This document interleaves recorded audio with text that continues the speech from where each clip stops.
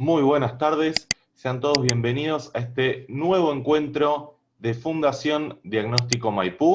Ahora sí quiero presentar a una amiga de la casa, a la doctora Juana Paulicis, es médica psiquiatra y es especialista en trastornos alimentarios. Ahora sí, doctora Paulicis, la palabra y la pantalla son todas suyas. Gracias Juan Pablo, gracias Diagnóstico Maipú por la invitación. Siempre es un placer estar con ustedes y bueno, voy a contarles un poco la experiencia que estamos viviendo en este momento. Yo quiero contarles un poquito, el título de la charla tiene que ver con la ansiedad, el estrés y los problemas alimentarios en estos tiempos de COVID, ¿sí? La verdad que mi intención es mostrarles un poco de los estudios y de la experiencia que estoy teniendo en la clínica en esta pandemia, en esta cuarentena, pero también quiero compartirles que esta es la primera vez que nosotros los terapeutas estamos viviendo exactamente la misma situación que nuestros pacientes.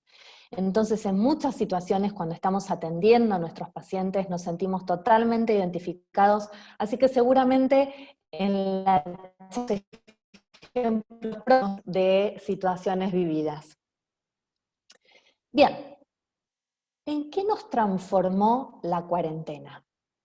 En cocineros, el regreso de la comida casera y la cocina como estrella de la casa, en fóbicos, obsesionados por la limpieza y por la prevención, por la distancia, por el cuidado. En golosos, un poco de dulzura para paliar la amargura, ¿por qué no? En indulgentes, en más permisos, tanto encierro no se tolera sin premios. En desprolijos, yo les podría mostrar mi casa, la multiplicidad de tareas, ¿sí? en la casa, menos preocupación por la imagen también, estamos un poco más desprolijos en nuestra propia casa, en algún punto para mí es hasta positivo, y en más solitarios, estamos más solos, ¿sí? Estamos con menos comida. Ahora, la cuarentena se asocia con un efecto psicológico negativo, claramente, eso es lo que notamos todos, y lo que dicen los estudios también de investigación. ¿Qué consecuencias trae esto en la población general y también en los pacientes con trastornos alimentarios?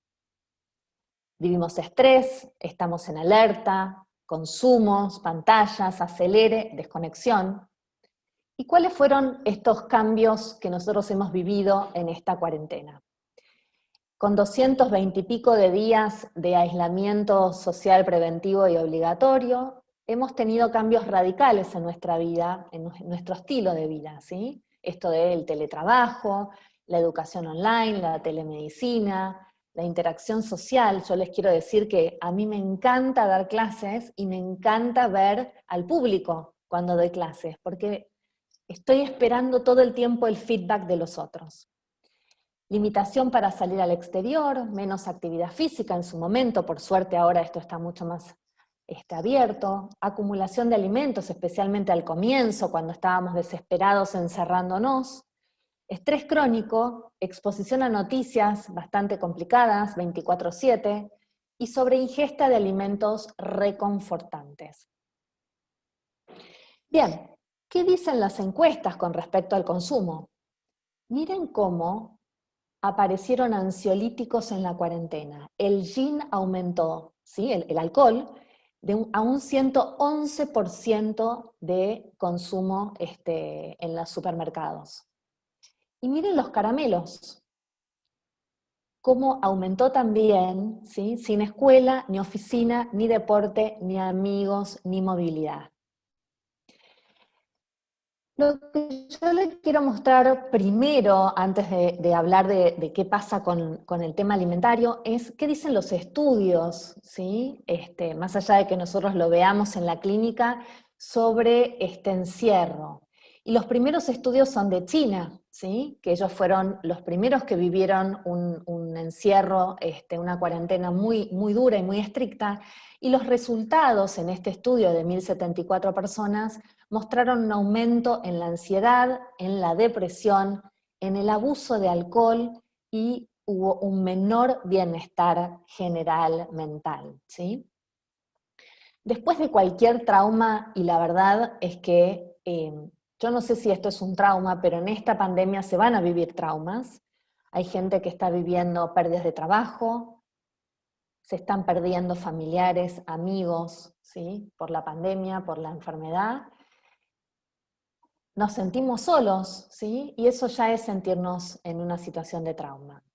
Y después de un trauma puede haber desarrollo de sintomatología psiquiátrica, como por ejemplo el estrés postraumático, la depresión, los ataques de pánico, las fobias, situaciones de agresividad, problemas en las relaciones interpersonales, sensación de despersonalización y duelos patológicos. ¿Qué pasa con la comida? Nosotros sabemos que en la alimentación, nuestro cerebro regula, ¿sí? Regula nuestra forma de alimentarnos, y esa forma de alimentarnos tiene que ver con un equilibrio que está basado en dos áreas, ¿sí? Fundamentalmente el área del placer, ¿sí? Y por otro lado el área del freno, el freno cognitivo. Esto es un balance bastante finito. ¿Qué cosas lo pueden, de alguna manera, llevar al desbalance? En este tiempo, el estrés, las pérdidas, el aislamiento social, la falta de alimentos, la incertidumbre, la discriminación y el aburrimiento genera o mucho acercamiento hacia la comida o inhibición y restricción hacia la comida. Entonces esto es lo que nos hemos encontrado en esta pandemia con respecto a los trastornos alimentarios y a la forma de comer de la población en general. No estoy hablando de patología. Si tenemos un cerebro, ¿sí? Que tiene la predisposición de ser perfeccionista, de ser más miedoso, ¿sí? De tener dificultades de expresar sus emociones, por ejemplo, de ser más inflexibles en esta cosa bien rígida, o de ser más impulsivos, la situación del coronavirus, la situación de la pandemia, nos incrementa los estresores, y esto puede generar un gatillo para el desarrollo de un trastorno alimentario, o para aquel que estaba recuperado, ¿sí? Volver a recaer, o aquel que estaba en mejoría nuevamente en la exacerbación de sus síntomas. Ahora, como podemos ver, en toda situación estresante, nuestra amígdala, que es un área del cerebro que regula las emociones, especialmente el miedo, explota de miedo, ¿sí? Y la sensación que tenemos es la fuga, irnos, paralizarnos o pelear. Ahora, ¿cómo regulamos esta situación, estas sensaciones, estas emociones, para no enfermarnos? Esto lo vamos a ver un poquito más adelante. Otros estudios mostraron el impacto psicológico en la población general, y lo que mostraron, este es un estudio también en China, mostraron que aumentaban los síntomas de ansiedad, los síntomas de depresión, el estrés, la preocupación por infectarse, la preocupación porque le pase algo a sus familiares, la preocupación por la inestabilidad económica y la posibilidad de desarrollo de estrés postraumático. En este review, que mostró varias investigaciones juntas, también hace énfasis en el aumento del estrés postraumático, de los síntomas de estrés postraumático, y un significado aumento en los síntomas depresivos, ¿sí? Como la anedonia, la tristeza, la sensación de desesperanza, los problemas de insomnio, las ideas de muerte, etc. Pacientes con trastornos psiquiátricos preexistentes, aquellos que ya padecían algún tipo de patología, reportaron un empeoramiento de sus síntomas. Y los estudios que evaluaron a los trabajadores de la salud, incluidos los trabajadores de la salud mental, encontraron un incremento, por supuesto, en la sintomatología depresiva, ansiosa, estrés psicológico y problemas para dormir. Este es el último estudio que les muestro de población general, en donde muestra que la prevalencia del aumento de trastornos de ansiedad generalizada, que el trastorno de ansiedad generalizada es esos síntomas de preocupación excesiva por todo, de estar anticipándose negativamente al futuro, continuamente, de tensión crónica, ¿sí? Está muy aumentado a un 35%, los síntomas depresivos a un 20% y las alteraciones del sueño a un 18%, ¿sí? Y qué interesante que mostraron que los pacientes, las personas más jóvenes, ¿sí?, reportaron mayor prevalencia de trastorno de ansiedad generalizada y de síntomas depresivos. Realmente las personas más jóvenes, ¿sí?, los adolescentes, están sufriendo mucho esta situación de pandemia-encierro. Y acá me voy a empezar a focalizar un poquito en los estudios que muestran qué es lo que sucedió con los trastornos alimentarios, ¿sí? Este es un estudio que hicieron Estados Unidos y Holanda, con 1000 participantes con trastornos alimentarios, en donde revelaron un fuerte impacto en las preocupaciones de los trastornos alimentarios y un aumento de los comportamientos de la enfermedad, ¿sí? En los pacientes con anorexia reportaron aumento de la restricción y miedo a no tener su comida de su plan, ¿sí? Pensemos que una paciente con anorexia tiene mucha obsesividad y mucha cosa de planear qué es lo que van a comer, y la sensación al comienzo de si vamos a tener lo necesario, si vamos a poder ir al supermercado las veces que necesitemos. Esto generó mucha preocupación. Los pacientes con bulimia y con trastorno por atracón reportaron un incremento en los episodios de atracón, en la urgencia de atracarse, ¿sí?, el craving. Reportaron también aumentos de ansiedad y gran preocupación por el impacto del COVID que podía tener en su salud, tanto física como mental, ¿sí?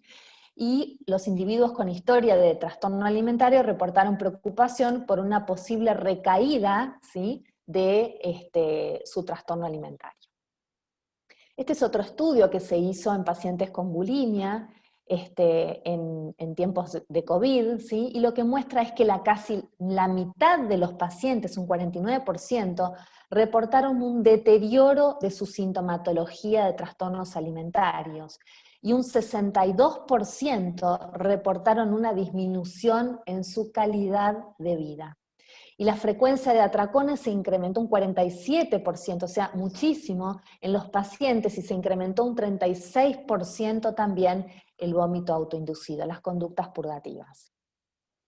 Este es un estudio muy interesante sobre el impacto del COVID, la pandemia, en los trastornos alimentarios, ¿sí?, que se publicó en junio, y ellos dividen, ¿sí?, los caminos de la exacerbación de los trastornos alimentarios en 3, ¿sí? La interrupción y la restricción a las actividades y movimientos diarios, por un lado, el efecto de la sobreexposición a los medios, y el estrés emocional y el miedo al contagio, ¿sí?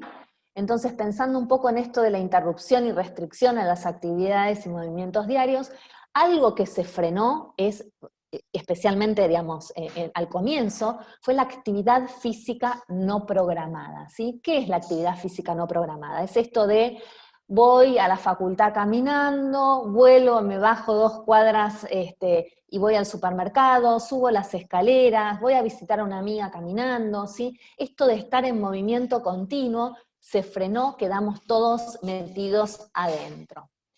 Estas restricciones tienen consecuencias sustanciales para la alimentación, la actividad física y los patrones de sueño, por supuesto, aumentando las conductas de trastornos de la conducta alimentaria, al eliminar todas esas estructuras que apoyaban la rutina clara, los marcadores de tiempo, ¿sí? Que a esta hora tenemos que levantarnos, a esta hora se almuerza, tenemos que ir a la facultad, tenemos que ir al colegio, ¿sí? Entonces no hay separación entre lo que es el hogar y el trabajo o la facultad o el colegio. Sumado a esto, organizar y cocinar las comidas diarias, todo el tiempo cocinando, ¿sí? Yo ya estoy un poquito cansada, generó también mayor encuentro con la comida, mayor encuentro con buscar alimentos ricos, ¿sí?, aumentando el riesgo de conductas alteradas. Por otro lado, el apoyo social es un factor de protección. Todos sabemos que reunirnos con amigos, hablar con amigos, con familia, nos hace bien. Y en estos periodos, sí, la verdad que resultaría clave. Por suerte, bueno, ahora poquitos encuentros se pueden tener, los periodos estresantes y, digamos, esto generaría reducir la alimentación desordenada, ¿sí? La falta de tribu hace a los individuos mucho más vulnerables a los efectos de estrés, ¿sí? De forma similar, la falta de acceso a la terapia y de actividades placenteras como reguladores positivos lleva a utilizar estrategias de regulación emocional, ¿sí? Menos adaptativas, como por ejemplo los picoteos, los atracones, las purgas, el ejercicio compulsivo o los vómitos. ¿Qué pasa con la sobreexposición a los medios que hemos vivido? ¿Sí? Estábamos todo el tiempo mirando las redes sociales, ¿sí? Ahora un poco menos. Entonces todo esto de mirar fotos de comidas continuamente, cuerpos perfectos, imágenes absolutamente nocivas, especialmente para los jóvenes, donde prima la comparación negativa, ¿sí? Y digamos, el consumo en general de distintos medios, y la teleconferencia y la videollamada. ¿Qué nos pasó? Además, las tendencias de las redes sociales empezaron a ser una especie de broma, ¿sí? De lo que iba pre y post pandemia, ¿no? Que íbamos a terminar todos con una excesiva ganancia de peso, ¿sí? Había unos memes espantosos, y la utilización de estas redes está asociada con el incremento del riesgo de desarrollar trastornos alimentarios, ¿sí? Entonces nos vimos en esto de la Quarantine 15, ¿no es cierto?, donde estaban el antes y el después, los botones de mi pantalón ya están tomando su sana distancia, ¿sí? Ya desayunando a las 11 de la noche y sin saber qué día es, ¿sí? Realmente todos estos memes también generaron mucha obsesión en determinadas personas, poniéndose más restrictivos en algunos casos, y mucho más atentos a lo que es la imagen corporal, ¿sí? Después les voy a mostrar una pequeñita investigación que hemos hecho hablando sobre esto. Bien, entonces, por otro lado, el uso de cada vez más videoconferencias, en este contexto del quédate en casa, indirectamente contribuye al riesgo de conductas del trastorno alimentario, ¿sí? ¿Por qué? Porque aumenta la preocupación por la apariencia, ¿sí? Esto de estar continuamente enfocando la cara, ¿sí? Es como un chequeo continuo a un espejo, ¿sí? Lo que funciona como un mantenedor o un gatillo de un trastorno alimentario. Examinar estos efectos de mirarse al espejo continuamente, ¿sí? Mientras se habla con otros, puede ser un área de estudio y digamos, la verdad que lo pudimos hacer y es interesante los resultados que se los voy a contar. Por otro lado, el estrés emocional, el miedo al contagio, también generó cambios en la forma de alimentarnos, ¿sí? Esto incrementó ciertos patrones de restricción. Por ejemplo, al comienzo había personas que no querían comprar frutas y verduras por el miedo a no poder lavarlas del todo bien, ¿sí? Entonces empezaron a eliminar determinados alimentos en sus dietas, o por otro lado se pusieron excesivamente obsesivos a ver si determinados alimentos podían incrementar la cuestión inmunológica, sin ser esto dañino, por supuesto, pero cuando lo saludable no termina siendo una obsesión, ya estamos en problemas, ¿sí? Y bueno, la realidad es que la pandemia, ¿sí?, del COVID funcionó como la tormenta perfecta para el comer emocional, ¿sí? Tanto digamos, la obesidad, la soledad, el aburrimiento, la tristeza, la culpa, el enojo que generó esto, ¿sí? El comer, el picotear, el tener atracones, funciona como un regulador emocional maladaptativo, ¿no es cierto? Porque la verdad es que la consecuencia puede ser muy dañina, y especialmente pensando en que la obesidad es una comorbilidad complicada para un paciente que puede infectarse con COVID, ¿sí? Entonces, para hacer un resumen de este estudio, lo que dice es que aumentó el riesgo de los trastornos alimentarios es la exposición mediática, la interrupción de las actividades diarias del ir y venir, el aislamiento social, la actividad física muy pobre, el sueño alterado, no saber cuándo había que levantarse, ¿sí? Un afecto negativo, esta cosa depresiva que se instaló, y el miedo al contagio, ¿sí? Por otro lado, menor apoyo social, esto de disminuir la tribu, ¿sí? Que nos funciona como un regulador emocional, y también menor acceso a tratamientos, ¿sí? Pensemos que los tratamientos se convirtieron en tratamientos online y muchas personas abandonaron los tratamientos que estaban realizando, ¿sí? Una de las cosas que nos está pasando es que en pacientes graves con trastornos alimentarios, debido a que no se pueden reunir pacientes en lugares para realizar sus tratamientos, ¿sí? Por ejemplo, no hay hospitales de día en este momento funcionando, y eso nos juega muy en contra a los que estamos tratando esto. Bien, entonces las conclusiones de este estudio muestran que la pandemia ha creado una situación que probablemente aumente el riesgo y los síntomas de los trastornos de la conducta alimentaria a través de múltiples vías y disminuye los factores de protección y eleva las barreras para la atención, ¿sí? Ahora, la identificación de grupos de riesgo, como aquellos con trastornos preexistentes o con antecedentes de trastornos alimentarios, o tan solo ser joven debido a su mayor consumo de medios y al mayor riesgo de aparición de trastornos alimentarios en esta vida, será fundamental, ¿sí? Identificar esos grupos de riesgo. He tenido en esta cuarentena muchos pacientes que han comenzado con un trastorno alimentario durante la pandemia, ¿sí? Por todas estas situaciones tan estresantes, tan de estar continuamente mirando las redes sociales, y con un afecto tan negativo. Bien, este es otro estudio que les quiero mostrar, que muestra un grupo de mujeres, ¿sí? Pre-cuarentena y post-cuarentena, ¿sí? Y estudia la patología del trastorno por atracón, y lo que muestra es un incremento significativo de los niveles de patología relacionada a los atracones y a los síntomas del estado del ánimo como la depresión, ¿sí? Y ellos comparan el antes y el después de la pandemia, ¿sí? Entonces, los estudios recientes sugieren que la pandemia incrementó significativamente los síntomas de trastornos alimentarios, tanto en anorexia como en bulimia. Muy poco se examinó en la población general, si la población general, esto que les decía yo, por ejemplo, que en cuarentena hubo pacientes que desarrollaron el trastorno alimentario durante la misma. La pandemia del COVID tiene un significativo efecto en el desarrollo de la patología del trastorno por atracón, ¿sí? O una exacerbación de la misma. Los niveles de comer emocional son mayores en las mujeres, ¿sí? Expuestas a la pandemia, eso es lo que fuimos viendo. Y lo que vimos en la población general es un incremento, se llama en el liking o wanting, de comidas palatables, ¿sí? ¿Qué significa esto? En el querer buscar comidas mucho más gustosas para tener mayor gratificación en estos tiempos difíciles. ¿Y qué pasa con esto de estar hiperconectados, ¿sí?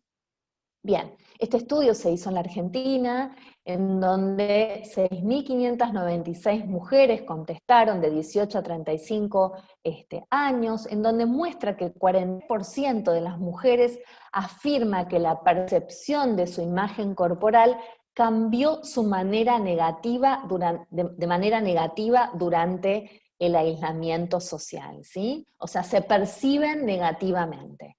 Y la mitad afirma que se acentuó la preocupación por su imagen estando en aislamiento social.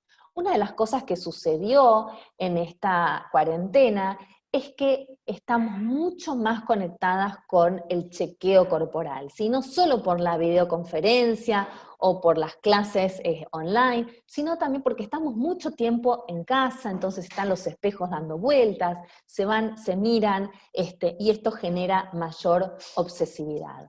¿Qué pasa con las plataformas de videoconferencia? Podrían aumentar la preocupación por su apariencia, ¿sí? Y aumentar el riesgo de los trastornos alimentarios.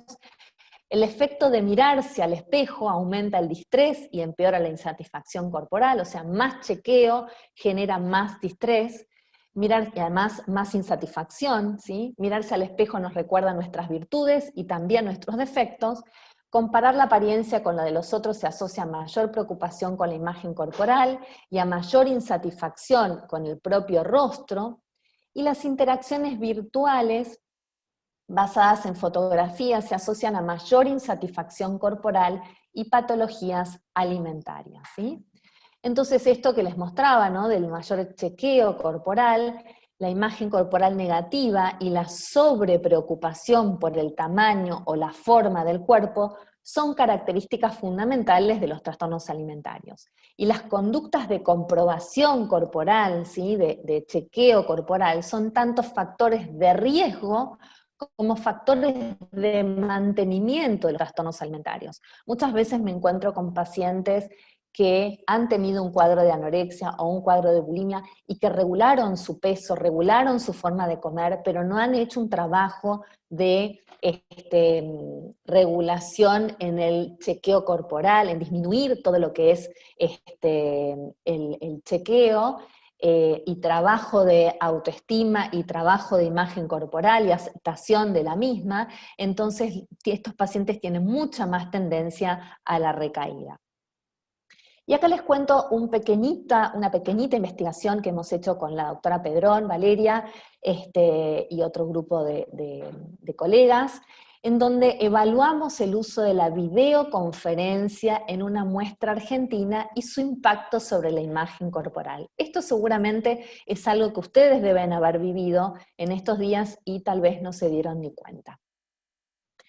Bueno, tuvimos 1.307 personas, el 90% aproximadamente fueron mujeres, y una edad promedio de 35 años, ¿sí? El 70% de este grupo comenzó a trabajar desde casa, el 20% presentaba un diagnóstico ya de trastorno alimentario, ¿sí? Y utilizamos ciertos instrumentos para hacerlo. ¿Qué encontramos? ¿Sí?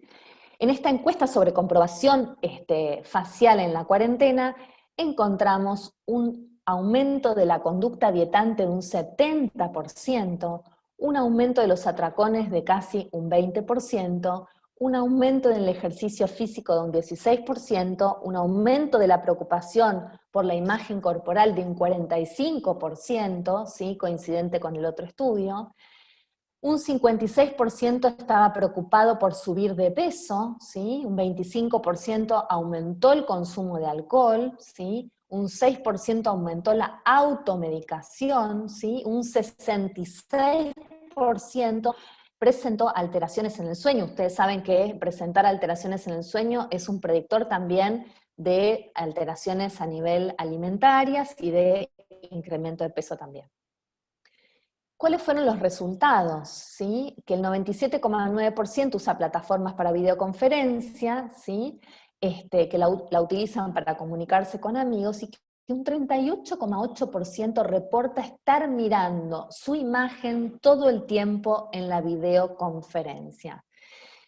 O sea, es como que yo estuviese, en vez de mirando la charla, ¿sí? que estoy dando, estuviese mirando a mi cara a ver cómo estoy saliendo.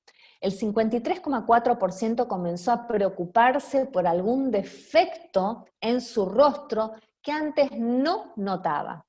Y el 37,7% empezó a observar más su cabello, su papada, sus arrugas, ¿sí? Aumentaron, de hecho, las consultas estéticas, ¿sí?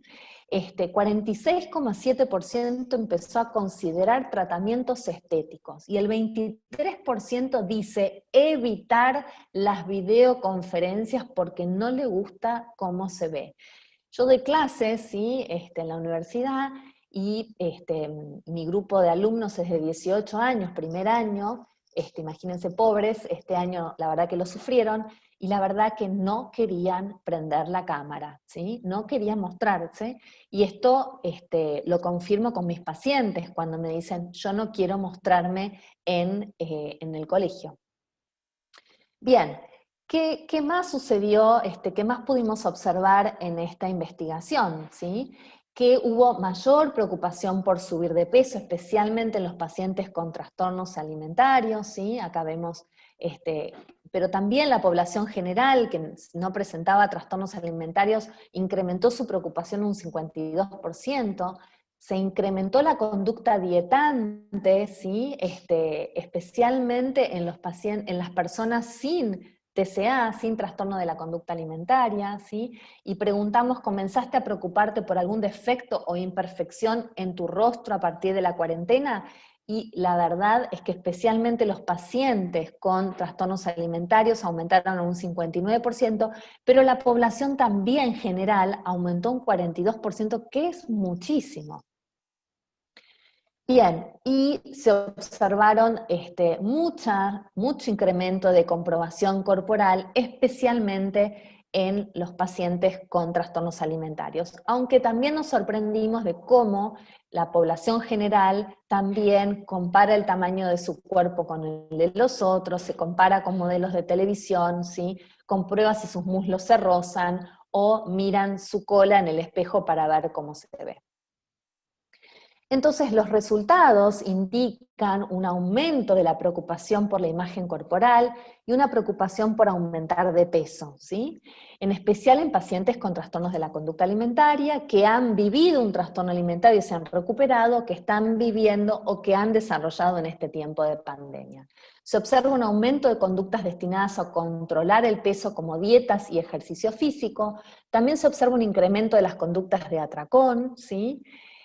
Más de la mitad comenzó a preocuparse por algún defecto en su rostro que antes no veía, y también comenzaron a pensar en realizar tratamientos estéticos. Existen diferencias en las conductas de comprobación corporal entre las personas que tienen diagnóstico alimentario y las que no tienen trastorno alimentario, ¿sí? En este estudio, ¿sí? El último estudio que les muestro, pero es interesante porque habla de la actividad física y la verdad es que fue una preocupación para los que hacemos trastornos alimentarios el tema de la actividad física, y lo que observó en este estudio en Australia, con 5.000 pacientes, con 5.000, participantes, 180 solamente padecía de trastornos alimentarios, hicieron una encuesta relacionada con los cambios de la conducta alimentaria y los ejercicios desde la pandemia, ¿sí? El grupo con trastorno alimentario, o sea, esos 180, observaron más conductas de restricción alimentaria, más atracones, más purgas y más ejercicio. Y en la población general, ¿sí? O sea, esos 5.300 aproximadamente, se notificaron mayores conductas restrictivas también y compulsivas, o sea, hubo en esa población general. Sin embargo, los encuestados informaron menos cantidad de ejercicio en comparación a prepandemia. O sea, la población general hizo menos actividad física durante la pandemia que los pacientes con trastornos alimentarios, ¿sí? Una proporción significativa del grupo de trastornos alimentarios informó una exacerbación de las conductas de restricción, atracones, purgas y ejercicio en relación a la prepandemia. En particular, mayor restricción y el ejercicio aumentó un 64% de la muestra, informó ese aumento. Acá lo que vemos es que en los pacientes con anorexia se incrementó muchísimo, un 21%, la actividad física, en los pacientes con trastorno alimentario en general también, y en cambio en la población general un 6% hizo mucha actividad física, o sea, no mucha.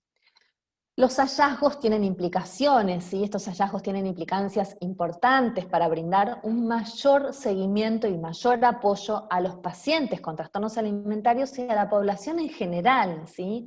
Más psicoeducación con respecto a lo alimentario, a la actividad física y demás. Además, los impactos en la salud física y salud mental de los cambios en las conductas de alimentación y ejercicio en la población general deben ser reconocidos y monitoreados para detectar posibles consecuencias a largo plazo, por ejemplo, el desarrollo de un trastorno alimentario. Y nos damos un minuto. En este minuto respiro, dejo que mi mente fluya, libero mis pensamientos, pero puedo estar pensando en que quiero tomarme un café con leche con un pedazo riquísimo de torta, ¿sí? O sea, en ese minuto voy a respirar, pero puedo estar pensando en que quiero comer algo rico. Esa situación estresante, ¿sí? Que estimulaba mi amígdala y que generaba esa sensación espantosa de emoción negativa, si generamos entrenamiento en habilidades, ¿sí? Lo que vamos a generar es regular esa corteza que yo les mostré al comienzo, que es la que pone el freno, ¿sí? Para dar una respuesta más consciente y para poder sentarme a poder tomar el té, por ejemplo, de forma regulada, placentera y disfrutando el momento presente, ¿sí? Nosotros podemos tener un estímulo, ¿sí? Un estímulo negativo, ¿sí? Alguna mala noticia, y reaccionar inmediatamente, sin la posibilidad del mindfulness, sin la posibilidad de respirar, sin la posibilidad de tomarme 5 minutos para pensar en qué respuesta voy a tener. Entonces, en esas personas que no hacen ese parate, ese minuto, la reacción va a ser inmediata, y muchas veces esa reacción puede ser la de atracarse, la de restringirse, la de gritar, la de pelear, ¿sí? Entonces, cuando nosotros empezamos a utilizar habilidades de emoción, de regulación de emoción, podemos tener más control de los impulsos, mejor toma de decisión, tomar una perspectiva de la situación y decir qué es lo más conveniente, ¿sí? Y regular nuestras emociones.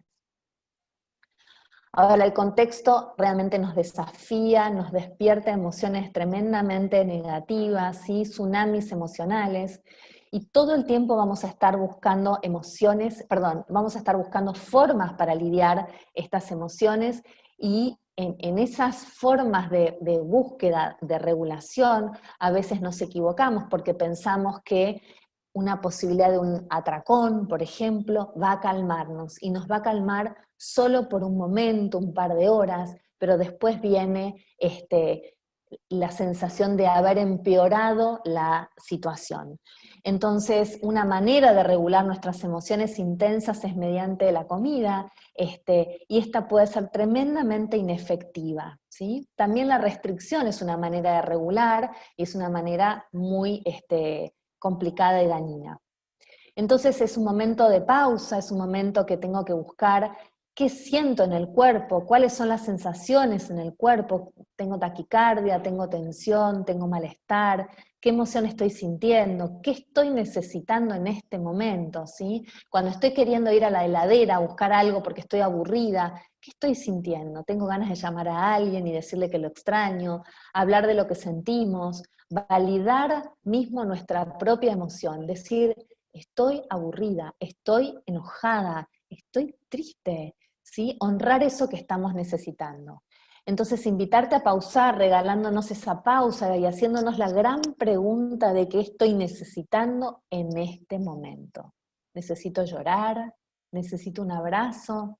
¿Necesito hacer una media sonrisa? ¿O necesito agradecer? ¿Sí?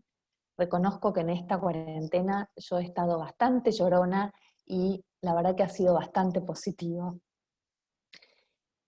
Este estudio que quiero mostrarles al final de esta charla me parece maravilloso porque habla de las implicaciones que tienen los trastornos alimentarios, pero lo que más me gusta de este estudio son los consejos, las recomendaciones que dan para los pacientes, para los familiares, ¿sí?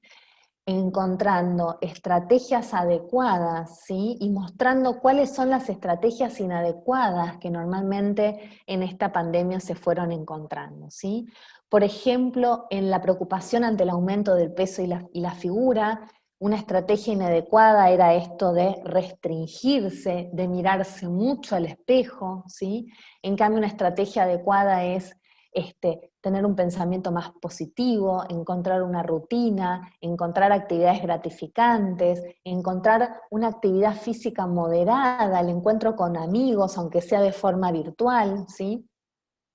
Cuando hay falta de control excesiva, por ejemplo, en las estrategias inadecuadas podían ser pensamientos repetitivos y recurrentes y obsesivos en torno a la situación que habitualmente intentamos controlar, ¿sí? Ponernos hipervigilantes, conductas evitativas. En cambio, la estrategia adecuada también, ejercicios de meditación, esto que hablábamos, ¿sí? El pensamiento positivo. Para los familiares, ¿sí? El hecho de poder relajarse con la persona que estamos acompañando con un trastorno alimentario, ser empáticos con lo que están viviendo, dar confianza, ¿sí? Mostrar que se está a su lado para dar soporte, ayudarlos a pensar positivamente, ¿sí? Ayudarlos a marcarse objetivos diarios, a ordenarse, ¿sí? Hacer, ¿por qué no?, prácticas de mindfulness juntos, repartir las tareas domésticas para que no haya tanta presión. Para los terapeutas también hay hay recomendaciones, y voy a leerles un parrafito de este estudio que me parece tan genial. Primero quiero leerles las estrategias de afrontamiento que ofrece este estudio, cómo pintar, oír música, estrategias de relajación, ejercicios de tareas escolares, ¿sí? Comunicación con amigos de forma virtual, dedicar tiempo a uno mismo. Y este párrafo realmente no tiene desperdicio. Pensamientos positivos y alternativos. Este confinamiento durará un tiempo limitado. Es importante mantener las estrategias y hábitos que nos han enseñado, relajarse y mantener la calma. Tal vez sea el momento de ir a la lista de situaciones alternativas, como por ejemplo esto que hablamos de relajarse, de hacer ejercicio. Uno no está solo. Hay personas que quieren ayudar y que están cerca. Están confinados no quiere decir estar aislado. ¿A quién llamar? ¿Es posible compartir estos sentimientos, preocupaciones con la familia? ¿Es posible escribir estos sentimientos? ¿Es posible enviárselos al terapeuta si lo tenemos? Es importante mantener una rutina alimentaria, de ejercicio físico moderado. Discutir con familiares no ayuda en este momento.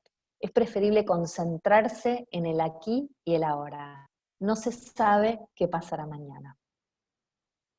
Y recordemos, ¿sí? Tener presente que siempre que llovió, paró. Y este es el mensaje que tenemos que tener continuamente. Muchas gracias, Juana, muchísimas gracias. Me encantó el cierre, me encantó ese párrafo final, realmente es muy bueno. Y recordar esto, ¿no? Que siempre que llovió, paró. Esto, como una breve reflexión, estamos siempre frente a lo mismo, ¿no? Frente a la incertidumbre, esto que hablabas al final, la incertidumbre que nos genera ansiedad, que se canaliza a través de la comida. Así que la verdad me encantó la charla, me parece realmente muy buena, estoy seguro que todos en el chat van a estar comentando lo mismo.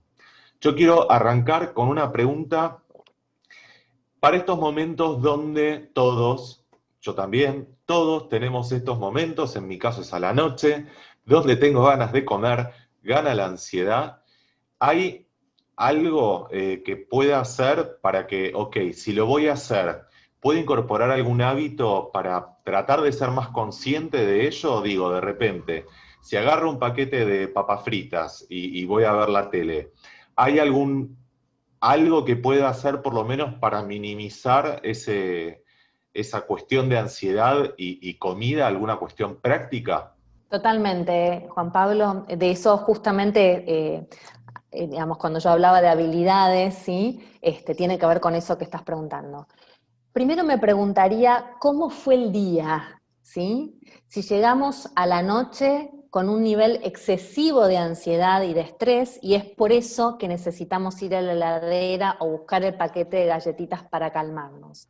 Entonces yo empiezo con habilidades durante el día, ¿sí? Esto de la pequeña pausa, esto de poder respirar en algún momento, esto de salir, ¿sí? A la calle, si yo estoy todo el día en un departamento encerrado, sin luz, con los chicos que tengo en la cabeza, y no puedo trabajar y estoy muy estresado, salir a dar 2 vueltas manzana, ¿sí? Cuando puedo cortar un ratito y volver y conectarme, o salir un ratito al balcón, o salir un ratito al patio, ¿sí?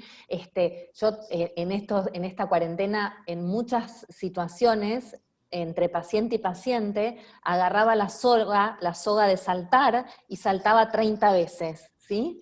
En esa sensación de saltar, no era por una cuestión compensatoria, era por una cuestión de bajar los niveles de malestar, ¿sí? Los niveles de estrés. Entonces, poder ir haciendo todas las comidas del día y no dejar el hambre para el final. Y si hicimos todo eso y no lo logramos, ¿sí? A veces pudimos hacer actividad física, a veces no, a veces simplemente 5 minutos de estiramiento, yo siempre digo, nos ayuda a poder llegar a la noche un poquito mejor, o hacerlos a la noche antes de sentarnos en el sillón a mirar la televisión. Y si nada de eso funcionó, ¿sí? Yo siempre digo, una infusión, algo rico, o dejarnos una unidad, ¿sí? Una un pequeño chocolatito, ¿sí? Un pequeño alfajorcito, pero que sea una unidad y que no haya un montón de cosas en casa que no nos genere un ambiente seguro. Claro. De alguna manera veo que sigue estando presente esto de vivir el momento, ¿no? Como transitar el momento, de alguna manera, porque esto que decís es, en cada momento durante el día, bueno, consumir algo, pero también estar presente en cada situación, también como una estrategia, ¿no? Para atravesar un momento de tanta incertidumbre, porque toda la información que has comentado durante la charla, yo creo que si hacemos un raconto histórico, sería difícil encontrar otro momento de la historia occidental donde se hayan dado todas estas características. Estos mismos consejos me imagino que también se dan para las personas que tienen exactamente lo opuesto, es decir, que tienen una suerte de anorexia nerviosa, que no pueden comer. Exacto. Es algo que también observamos en este tiempo. La angustia a muchas personas les cerró el estómago, ¿sí? Y han bajado de peso. Entonces, en esas personas lo que vamos aconsejando es que busquen lo rico, ¿sí? Que tal vez las pequeñas comidas que vayan teniendo y lo poco que van consumiendo sea rico y más hipercalórico, para no descender de peso si no fuese necesario, ¿sí? Entonces que se den esos permisos de decir, bueno, tengo ganas de comer, no sé, una banana con dulce de leche, bueno, como la banana con dulce de leche de postre porque eso me va a dar más ganas, más alegría. Tal vez no tengo ganas de comer la tostada aburrida de todos los días, ¿sí? Entonces es un poco y un poco. Claro. Acá hay muchas preguntas que nos llegan. Perdón, toqué la pantalla y se me movió todo. Y es verdad esto de que uno cuando tiene la cámara se está mirando constantemente. Yo tengo que hacer un esfuerzo para mirar a la cámara y no estar mirándome en la pantalla porque uno quiere ver cómo está saliendo. Es como instintivo.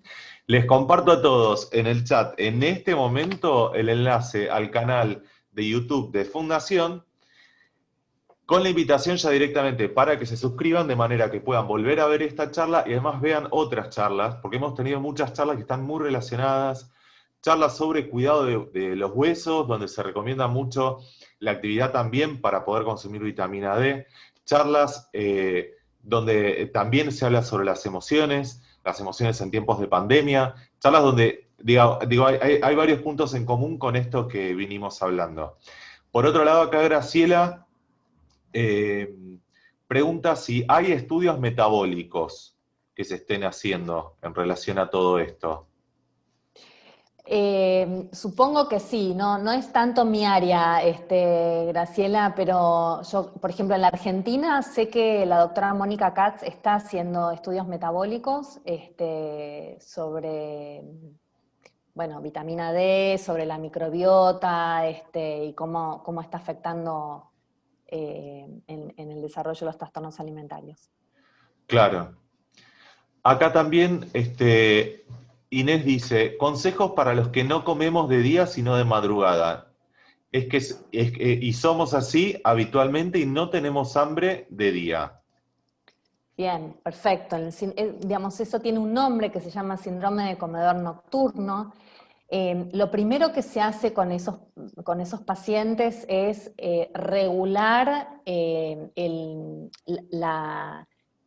el orden de la comida diaria, ¿sí? Por ejemplo, son personas que no desayunan, ¿sí? Que no almuerzan, empiezan como a postergar, porque la verdad es que si como a las 3 de la mañana no me voy a levantar con hambre, ¿sí? Pero a medida que voy incorporando más comida durante el día, va a haber menos posibilidad de tener acceso, digamos, o necesidad de comer a la noche. Por otro lado, el tema de regular el sueño, ¿sí? Son personas que tienen dificultades con el sueño, entonces, bueno, a veces necesito o prácticas de relajación o medicación homeopática, alopática, según la necesidad, ¿sí? Muy importante la incorporación de actividad física a la mañana, ¿sí? En ese tipo de patologías. Claro. Veo muchos comentarios de personas, por ejemplo, Roberto Clem, que comenta esta situación, ¿no? Que todos hemos vivido ya a esta altura, donde antes quizás se comía una barrita de chocolate y hoy se baja, se consume la tableta completa, ¿no? Pero de alguna manera... Y lo que yo trato de trabajar con las personas y trato de trabajarlo conmigo misma, ¿sí? Porque como yo dije hoy al comienzo de la charla, esto nos llevó puesto a todos, ¿sí? Entonces el encuentro con la comida también lo tuvimos eh, todos en nuestra casa, y el aprender a degustar la comida, ¿sí? Como si fuese como la degustación de una copa de vino, ¿sí? Claro. ¿Cómo se degusta una copa de vino? Se huele, ¿sí? Se mira, luego se saborea y después se traga. Entonces, con una barrita de chocolate se puede hacer exactamente lo mismo, ¿sí? Pedacito por pedacito, y es todo un ejercicio, porque si yo vengo estresada, vengo con mucha ansiedad, tengo muchas ganas de comer algo rico, tengo ganas de comerlo entero. ¿Por qué? Porque mi cerebro está buscando todo el tiempo esa recompensa que me va a dar la sensación dopaminérgica del pico de placer, ¿sí? Entonces pienso que si lo como rápido, lo voy a tener más rápido y me va a perdurar en el tiempo. Y eso no sirve, ¿sí? Por eso es tan importante el comer consciente, para que lleguen las señales de saciedad y de placer al cerebro, Claro. y de esta manera genere calma. Esto, de hecho, que comentás me parece que es un ejercicio que se hace en mindfulness, donde uno como que pasa a concentrarse, elimina los otros estímulos, digamos, si uno está viendo televisión o escuchando la radio o viendo una película, bloquea cualquier otro estímulo y se concentra solo en el sabor de ese alimento que está consumiendo y consumiéndolo de una manera lenta, como para prestar atención, y de esa manera uno no solo se está dando un gusto, sino que además está realizando mindfulness, una práctica que nos hace concentrarnos en el aquí y el ahora, y que seguramente reduce la ansiedad.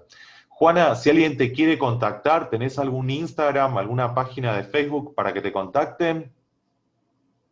Sí, Juana-bajo creo que es Paulicis en Instagram, sí, y en Facebook es Juana Paulicis. Bueno, perfecto. La pueden encontrar ahí entonces.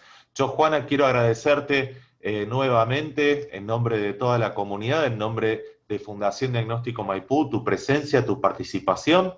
La comunidad, no sé si todos lo saben, pero todas las personas, todos los profesionales que se acercan a nuestro ciclo de prevención lo hacen en carácter ad honorem, así que el agradecimiento es doble.